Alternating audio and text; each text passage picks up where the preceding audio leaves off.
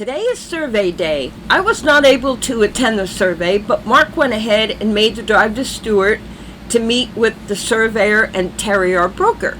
Here's a Coe sitting in her slip, patiently waiting for the survey to start. The wind blew 20 to 25 knots today, so the rigging survey was canceled. We had to do the inspection from deck level.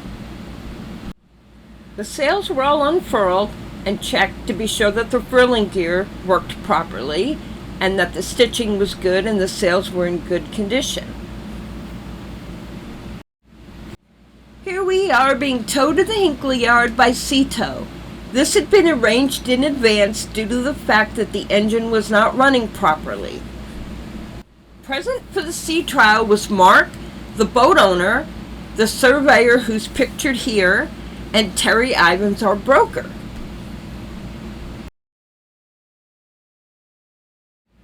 They arrived at the Hinckley Yard without any difficulty. Here is a Coe being hauled out of the water. They did a half haul, which means that they kept her in the slings and didn't put her up on blocks. While the boat was out of the water, the surveyor checked the running gear, the cutlass bearing, the prop, the zincs, and did a sounding of the hull to be sure there were no abnormalities.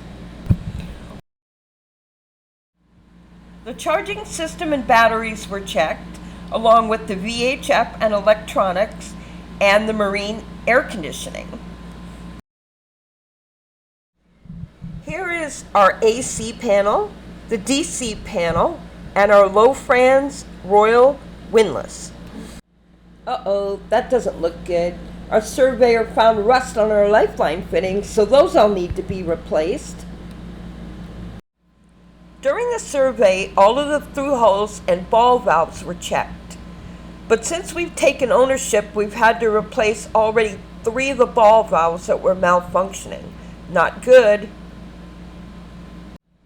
And so we saved the worst for last.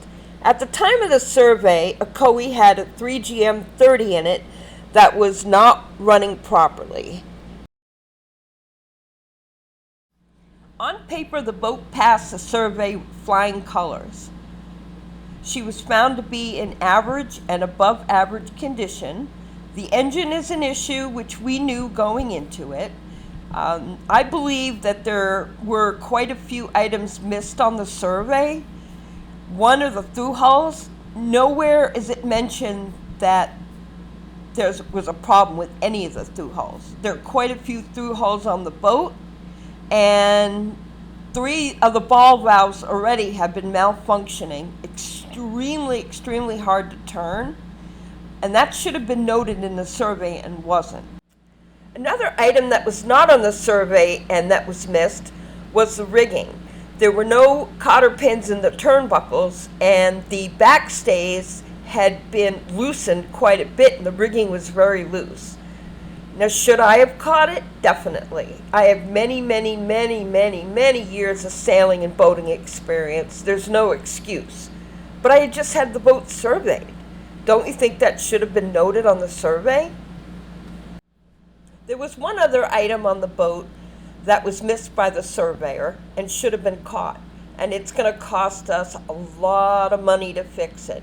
I really don't want to go into the particulars, but I just want to stress that even the best surveyors can miss things.